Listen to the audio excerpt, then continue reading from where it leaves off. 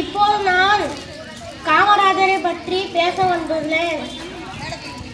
விருதுநகரின் வீரனே, வியக்க வைத்த விந்தையே, பல ஆயிரம் பள்ளிகளை திறந்த பகுத்தறிவு பகலவனே, ஏழைகளின் துணைவனே, மதிய உணவளித்த மனித நேயமே, கரை வீட்டி கட்டிய போதும் கரை பறியாத கைகளில் உடையவரே, உலகம் போற்றும் உத்தமரே, அவரே எங்கள் காமராஜரே.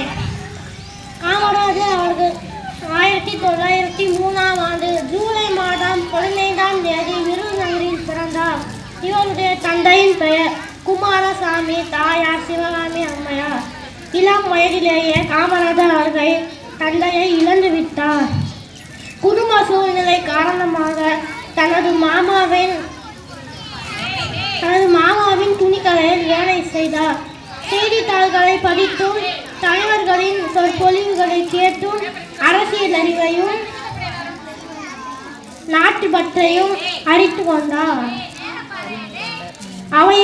அவரை விடுதலை போரில் ஈடுபட தூண்டின. விடுதலை வீரர் திரு சத்தியமூர்த்தியின் வாரிசாக விளங்கியவர். காந்திய வழியில் கடமையாற்றிய காமராஜரை 1954 முதலமைச்சராக அரியணை ஏற்றி மக்கள் அழகு பார்த்தனர்.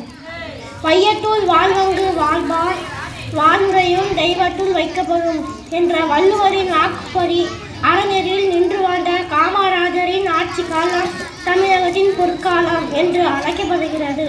நன்றி, வணக்கம்.